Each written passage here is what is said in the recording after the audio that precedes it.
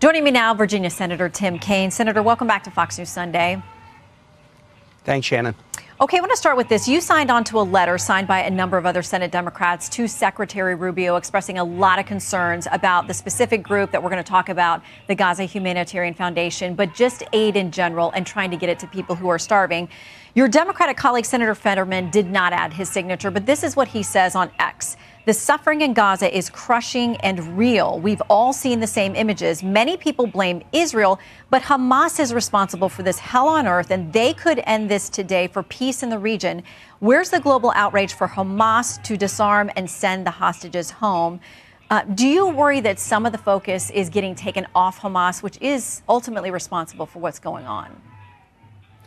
Hamas is diabolical. They're a terrorist organization. They're horrible, but they're not the same as the Gazan population or the Palestinian people. And so there needs to be a vigorous war against Hamas and an eventual de-arming of Hamas. That needs to happen. And I think we all believe that. But innocent Palestinians, women and children, both in Gaza and on the West Bank, should not be suffering because of Hamas's atrocities. And that's why we signed on to this letter saying when it comes to humanitarian aid, rather than put it in the hands of an organization that's relatively new, whose founder resigned before the operation started because he believed that the restrictions being put upon them were inconsistent with humanitarian principles, let the professionals do it. The World Food Program, Mercy Corps, they're organizations that have been doing food aid around the world for decades. They should be the ones helping distribute adequate humanitarian aid to Gazans. Yeah, and it's clear that they are struggling as well. Your colleague across the aisle, Senator Tom Cotton, went to the Senate floor this week to talk about what is happening when aid is attempted to be delivered into Gaza and beyond. Here's what he said on the floor. Time and again, we have seen Hamas terrorists divert aid shipments to themselves or loot delivery trucks, only to resell the supplies on the black market at outrageous prices. He says in the last year alone, Hamas infiltrated UN aid programs to the effect of $500 billion, or half of $500 billion. He says $500 million, I want to get that right, with an M. He says they then take that money and spend it on terror. So clearly there are no easy answers to getting this aid in. You're right. No easy answers, although that statement, that reporting that Hamas is diverting aid is seriously questioned even by Israeli officials. The Times of Israel, Shannon, is just reporting this morning that the IDF killed 23 Gazans who are seeking food at one of these GHF sites just over the weekend. Clearly, no easy answers, but what's happening now isn't working. And so, again, when you have groups like the World Food Program, headed by Cindy McCain, John McCain's widow, that have done this for decades all around the world, don't put it in the hands of a new group that was recently formed, whose leadership has even complained that they're being restricted. Let the professionals do it. That needs to be the answer on the humanitarian front. Yeah, you mentioned the World Food Program. They say 95% of their trucks have been looted before they ever get to their destination. So why not try something new?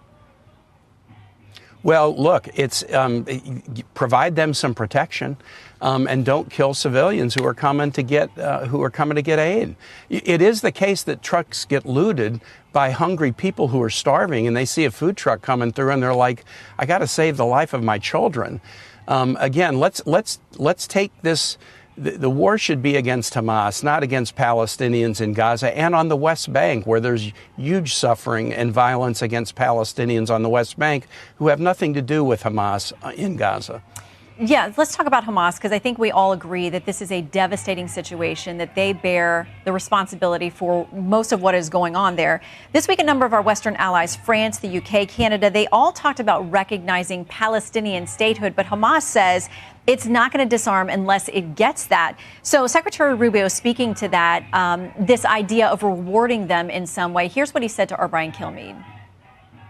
The UK is like, well, if Israel doesn't agree to a ceasefire by September, we're going to recognize a Palestinian state. So if I'm Hamas, I say, you know what? Let's not allow there to be a ceasefire. If Hamas refuses to agree to a ceasefire, it guarantees a Palestinian state will be recognized by all these countries in September. So they're not going to agree to a ceasefire.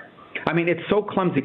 So what do you make about this debate, this ongoing conversation about recognizing a Palestinian state, and whether that ultimately rewards Hamas for what it started on October 7th? Shannon, you know this history well. I think the reason that we should move toward recognition of a Palestinian state based upon conditions has nothing to do with Hamas. Hamas is evil and needs to be de-armed. The international community, including the United States, made a promise in 1947 that there would be a state of Israel and a state for Arabs, Palestine, in this space. One promise has been met nearly 80 years later. One promise has not been met. Volumes have been written about why, but the fact of the matter is 2 promises were made. One has been met, one hasn't. What the nations are saying, and it's not just the nations that you mentioned, but more than 100 nations have done a recognition. They've said, look, we need to meet the promise that the international community made, but it needs to be conditions-based. And I think the most important condition is recognizing a Palestine when they are able to peacefully coexist with their neighbors, including Israel. And so as I read what the nations are saying, it's not an immediate recognition, no questions asked in September. It's establishing conditions that when they are met, Palestine would be recognized. All right. Well, we know that moving forward, for the sake of the people there, Hamas cannot be part of that equation. We'll see how that comes about as the efforts continue to try to get those hostages out and to disarm Hamas for good. Senator, thank you for your time. Glad to, Shannon.